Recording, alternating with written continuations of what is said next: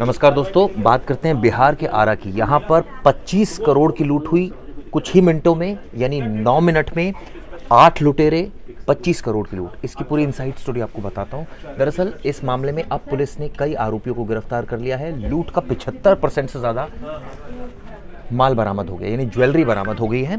ये आपको बता दूं, इसको बिहार तनिष रॉबरी केस के नाम से काफ़ी वायरल है और मशहूर है। गूगल में आप सर्च करेंगे तब ये खबर मिल जाएगी। लेकिन ये लूट कैसे हुई, इसका पूरा एक एक आपको फैक्ट बताता हूँ। ये सोमवार की बात है। सुबह 10 बजे के आसपास शोरूम खुलता है। 10:30 यानी 10:28 पर ये वारदात शुरू होती है। सीसीटीवी कैमरों में कैद होती है। इस जो शोरूम में करीब 25 लोग काम करते हैं, वो आते हैं। इस शोरूम का एक रूल है, यानी सिक्योरिटी रीज़न से यहाँ पर एक साथ 6 लोगों की एंट्री नहीं दी जाती। इस तरह की जानकारी मैं पढ़ रहा हूँ। और लेकिन ये बात शायद लुटेरों को पता थी, इस वजह से वो पहले जो दाखिल हुए, 2 ग्राहक अंदर दाखिल हुए, उनके पीछे 3 और फिर पीछे 3, यानी अलग अलग ग्रुप्स में आए।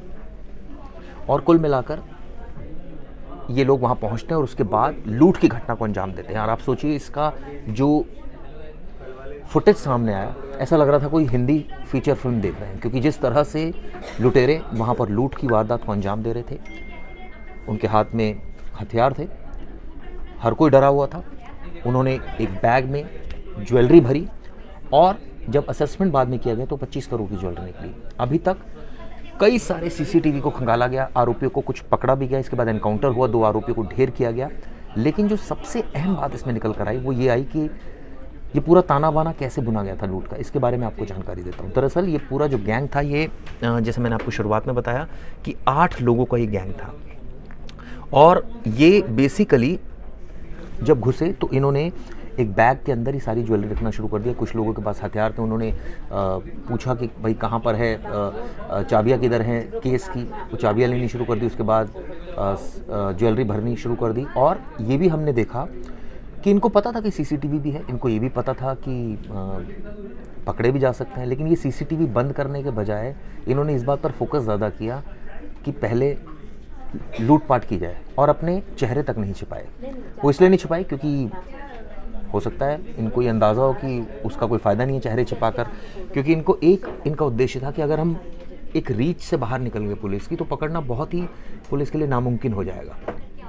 शायद ये बात जो लुटेरे सोच रहे थे, उनकी बात सही साबित नहीं हुई, क्योंकि पुलिस को इन्फॉर्मेशन मिली और इनका एनकाउंटर करके 2 आरोपियों को पहले पकड़ा गया। ये आप तस्वीरें आप देख रहे हैं, ये दरअसल तस्वीरें जो आई थी, इसके बाद हाहाकार मच गया था, क्योंकि ऐसा लग रहा था जैसे कोई मूवी चल रही हो। ये बता रहे हैं कि 10:37 पर सभी स्टाफ को एक साथ बिठाकर कट्टा लहराते हुए शोरूम से तमाम लोग निकल गए। यानी कि आप सोचिए 10:28 के आसपास ये आए और 37 मिनट में निकल गए। उसके बाद बाइक पर बैठकर वहाँ से निकल जाते हैं। स्टाफ शोर मचाता है। उसके बाद पुलिस आती है। उसके बाद इन्वेस्टिगेशन शुरू होती है। 10:31 पर पुलिस को फ़ोन किया गया और ये भी कहा गया कि 30 से ज़्यादा बार पुलिस को फ़ोन किया गया, लेकिन पुलिस ने फ़ोन नहीं उठाया। अगर पुलिस टाइमली फ़ोन उठाती, हालांकि बहुत ही जल्दी ये सब कुछ हुआ, इतनी जल्दी तो खैर पुलिस नहीं आ पाती, लेकिन फिर भी काफ़ी कुछ स्थिति बदल जाती। लेकिन अभी भी पुलिस ने एक अच्छा काम इसमें किया, वो मैं बताता हूँ कैसे किया। कि आरोपियों को पकड़ लिया और करीब 70% जो ज्वेलरी है वो बरामद कर दी। ये बताते हैं कि एक जो लुटेरा था उसने सुरक्षा के तहत हेलमेट भी पहना हुआ था, लेकिन बाकी के 3 खुल्ला घूम रहे थे। जब 3 को चेहरा छुपाना ही नहीं था तो बाकी 2 के छुपाने का कोई मतलब नहीं बनता। ये भी एक बात निकल कर सामने आई कि कुछ लुटेरे ऐसे थे जिन्होंने अपना चेहरा नहीं छुपाया, कुछ नहीं छुपा रखा था। तो नेचुरली अब जो चेहरा दिखाई दे रहा है तो वो तो अगर वो पकड़े गए तो बाद में तो दूसरे भी पकड़े जाएंगे। यानी कहीं ना कहीं प्लानिंग भी थोड़ी सी वीक दिखी लुटेरों की। खैर ये तो अच्छा रहा, ऐसी प्लानिंग करेंगे तभी पकड़े जाएंगे और पुलिस के लिए ये आसान साबित हुआ। खैर अब पुलिस उनकी तस्वीरों पर व्हाट्सएप ग्रुप पर भेज देती है। इसके बाद जब जैसे ये भागे, पुलिस ने मुकदमा दर्ज किया, तमाम व्हाट्सएप ग्रुप पर गई। इसके बाद छपरा के करीब एक गांव में अचानक 3 मोटरसाइकिल पर 6 लोग तेज़ी से भागते हुए नजर आए। इस तरह की जानकारी पुलिस को मिली। पुलिस वहाँ पहुँचती है। इसके बाद रुकने का इशारा करती है, लेकिन वो जवाब में गोलियाँ चला देते हैं। और आप सोचिए, एक बाइक पर सवार 2 लोगों को गोली लगती है, दोनों गिर जाते हैं, बाकी भाग जाते हैं।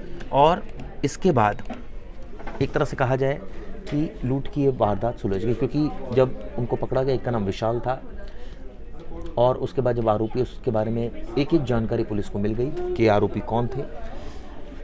अभी भी कुछ आरोपी इसमें फरार हैं, हालांकि 75% सामान बरामद हुआ, लेकिन 2-3 पहलू इसमें सबसे चौंकाने वाले वो ये कि पहला, आरोपी तो अनाड़ी थे, ये तो बहुत क्लियर कट हुआ, क्योंकि वो मास्क लगा सकते थे, ऐसा नहीं किया उन्होंने। खैर, दूसरा, कानून और व्यवस्था पर सवाल उठा, क्योंकि इस तरह से अगर दुकान में घुसकर हथियारों के दम पर इस वारदात को अंजाम दिया तो कई सवाल खड़े होते हैं। तीसरा, हथियार कहाँ से ले आए इतने सारे आरोपी, ये अपने आप में सोचने वाली बात है। और चौथा, सुरक्षा के नाम पर सीसीटीवी के अलावा जो गार्ड था शोरूम का, उसने क्यों वो काबू करने में नाकाम रहा। हालांकि ये भी कहा जा रहा है कि उनकी संख्या कम थी, शायद इस वजह से ये परिस्थिति पैदा हुई। खैर, इन तमाम पहलुओं पर अब विचार करने की ज़रूरत है। इन्वेस्टिगेशन जारी है इस पूरे मामले की। लेकिन एक और चौंकाने वाली बात इसमें सामने आई, वो ये आई कि कई बार पुलिस को फ़ोन किया गया, और तकरीबन 30 बार फ़ोन किया गया, लेकिन पुलिस ने फ़ोन तक नहीं उठाया। आप सोचिए, ये बड़ी विचित्र बात है। 112 नंबर पर डायल किया गया था। खैर, इसके तमाम पहलुओं से आपको आगे भी अवगत कराएंगे। ये वीडियो के लिए ज़रूर बताएंगे। शुक्रिया।